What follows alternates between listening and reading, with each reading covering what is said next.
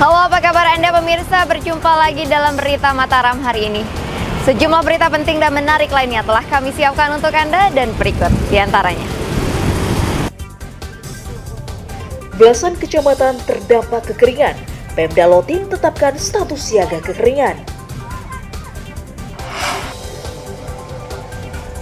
Petugas gencarkan pemeriksaan hewan kurban sepekan menjelang Idul Adha. Demi mengantar calon haji, puluhan keluarga rela menginap di areal persawahan sekitar asrama. Bersama saya Rahayu Japar, inilah Berita Mataram selengkapnya.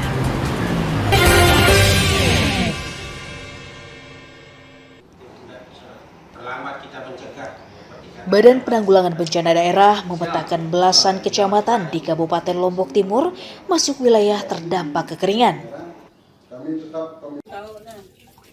11 wilayah tersebut meliputi Kecamatan Keruak, Sambalia, Trara, Suela, Selong, Aimel, Lenek, Keruak, Jurwaru, Sikur, Suralaga, Sakra, Sakra Timur, dan Kecamatan Sembalun. Terus meluasnya wilayah terdampak kekeringan membuat pemerintah daerah mengeluarkan status siaga kekeringan di Kabupaten Lombok Timur.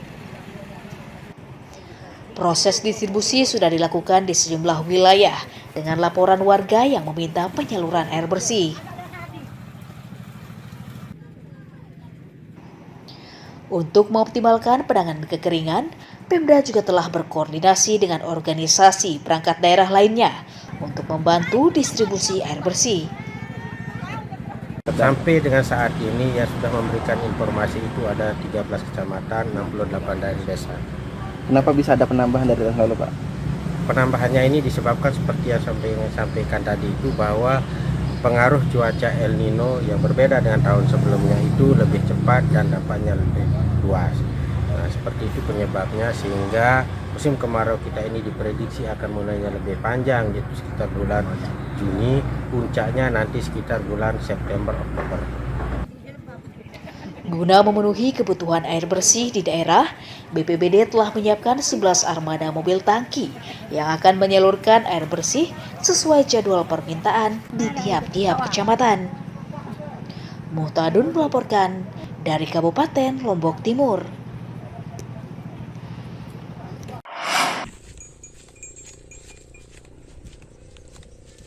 Belasan desa di 5 kecamatan di Kabupaten Lombok Barat mulai terdampak kekeringan dan membutuhkan distribusi air bersih.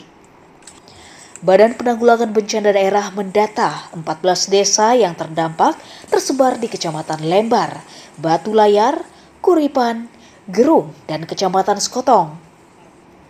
BPBD juga mencatat jumlah warga terdampak mencapai 14.000 keluarga yang segera harus mendapatkan penanganan.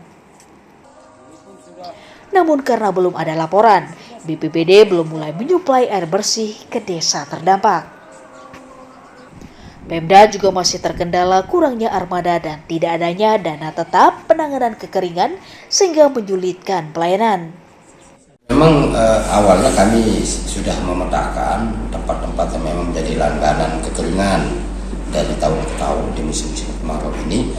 Tentunya juga kami harapkan perhatian dari masing-masing desa yang tempat-tempat rawan kekeringan ini untuk menginformasikan lebih awal ke kami. Kendala internal kami memang di BPBD ini yang memang sarana prasarana kami yang masih agak minim.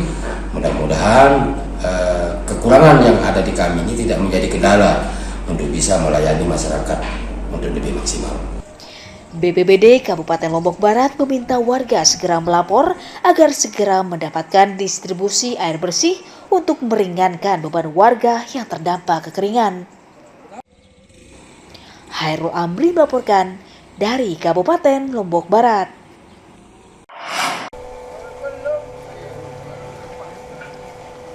Petugas kesehatan hewan dari Dinas Pertanian dan Peternakan Kabupaten Lombok Tengah mengecek kesehatan hewan kurban di sejumlah lapak pedagang di Kota Praia.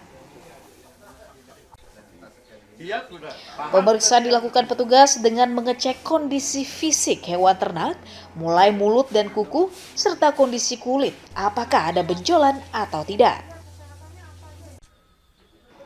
Petugas kemudian memasang barcode pada tubuh sapi dan kambing yang menandakan hewan tersebut layak untuk dijadikan hewan kurban. Selain mengecek penyakit LSD dan PMK, pemeriksaan juga untuk menjamin kenyamanan masyarakat saat berkurban pada Lebaran nanti. Kita lihat karena kemarin kita wabah PMK, terutama di hidung sama di mulut, kan? Penyakit mulut dan kuku.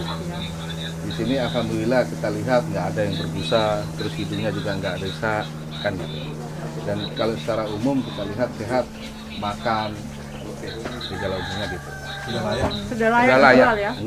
Pertama yang diperiksa adalah PHMS-nya, penyakit hewan menular strategis. Ya.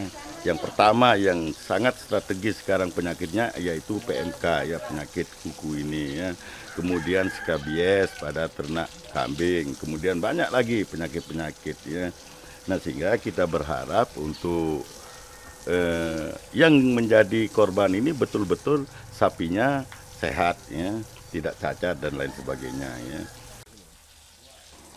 Petugas mengimbau warga agar membeli hewan kurban di lapak pedagang yang telah diperiksa petugas dengan memilih hewan yang telah dipasangi tanda sehat dan layak menjadi hewan kurban. Lukmanul Hakim melaporkan dari Kabupaten Lombok Tengah.